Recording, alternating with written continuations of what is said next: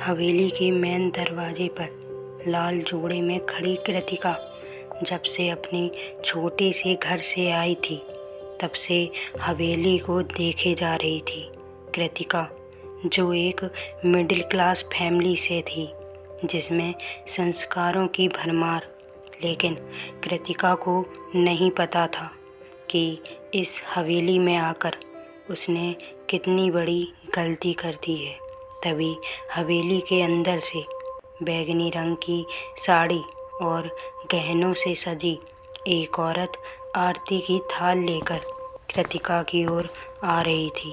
कृतिका के पास में खड़ा वो लड़का जिससे कृतिका की शादी हुई थी, युवराज, कृतिका की आरती उतार रही अपनी माँ रुक्मणी देवी को घूरे जा रहा था, मानो वो ये शादी करना ही ना चाहता हो।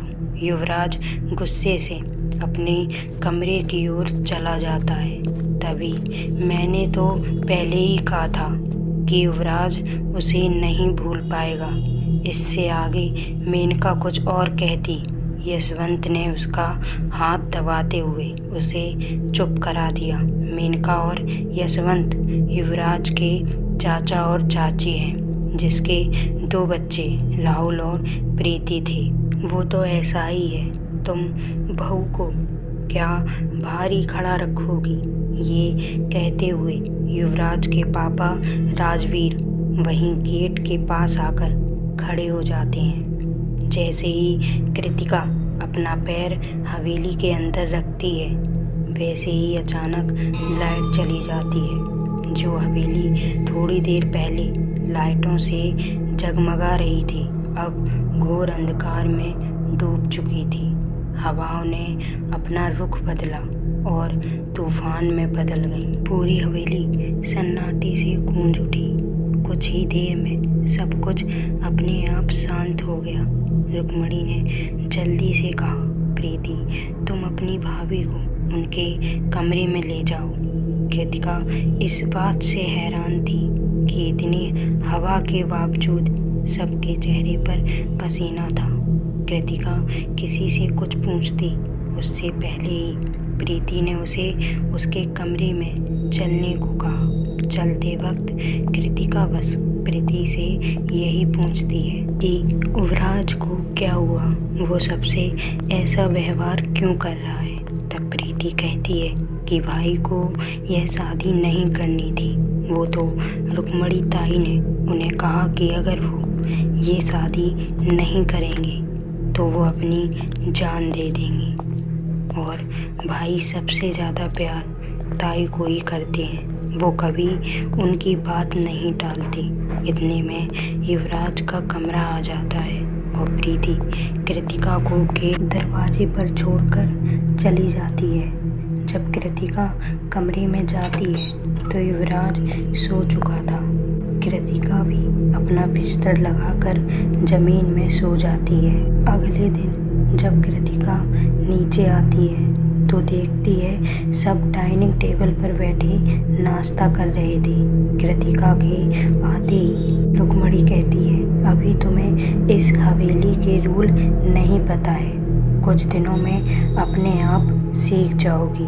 तभी बीच में टोक कर राजवीर ने कहा, अभी उसे आए 2 दिन भी नहीं हुए और तुम अपनी रौब जमाने लगी। राजवीर ने प्रीति से कहा, जाओ बहू को यह पूरी हवेली घुमा दो।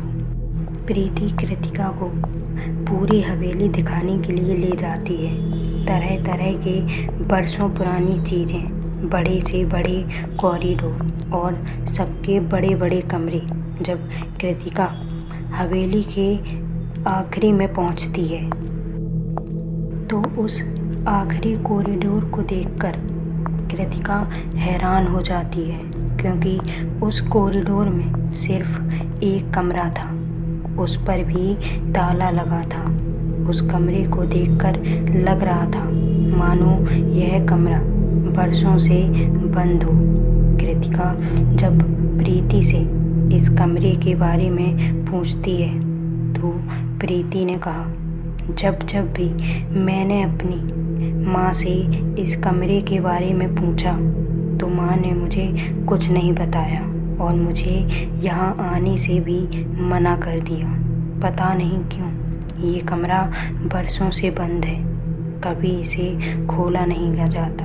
रात में तो इस कॉरिडोर की तरफ घर के नौकर चाकर भी आने से मना करते हैं। और हाँ भाभी, इस कमरे के बारे में रुक्मणी ताई से तो बिल्कुल भी मत पूछ लेना, ना आपकी खैर नहीं। वैसे तो ताई बहुत अच्छी हैं, लेकिन इस कमरे से पता नहीं उनका क्या राज जुड़ा है। जो भी उनसे इस कमरे के बारे में पूछता है वो उस पर बहुत गुस्सा हो जाती हैं। कृतिका और प्रीति वहाँ से चली जाती हैं, लेकिन कृतिका उस कमरे को देखे जा रही थी। रात काफ़ी हो चुकी थी, लेकिन कृतिका को नींद नहीं आ रही थी। वो उस कमरे के बारे में सोच रही थी, आखिर उस कमरे में ऐसा क्या है जो सब लोग उससे छुपा रहे हैं। कृतिका ने सोचा कि सुबह होते ही वो रुक्मणी से उस कमरे के बारे में बात करेगी। घोर अंधेरे में डूबी हवेली सूरज की रोशनी में चमक उठी। सुबह उठकर कृतिका ने सबसे पहले नहा धोकर मंदिर में दिया जलाया। उसके बाद किचन में गई। किचन में रुक्मणी और मेनका नाश्ता बना रही थी। उनकी मदद करते करते जब कृतिका ने रुक्मणी से उस कमरे के बारे में पूछा तो रुक्मणी चिल्ला उठी और कृतिका से कहती है, तुम वहाँ क्यों गई थी? अगर आइंदा तुम उस कमरे के आसपास भी दिखी तो मुझसे बुरा कोई नहीं होगा। और वहाँ से चली जाती है। कृतिका को कुछ समझ नहीं आ रहा था कि आखिर उस कमरे में ऐसा क्या है जो माँ को इतना गुस्सा आ जाता है। थोड़ी देर बाद रुक्मणी कृतिका के कमरे में जाती है और कृतिका से कहती है, बेटा मुझे माफ़ कर दो, मैं तुम पर चिल्ला उठी। जानना चाहती हो ना कि वो कमरा किसका है? तो सुनो, वो कमरा मेरी बेटी का है जिसे मरे 5 साल हो चुके हैं। और इतने में रुक्मणी फूट फूट कर रोने लगी।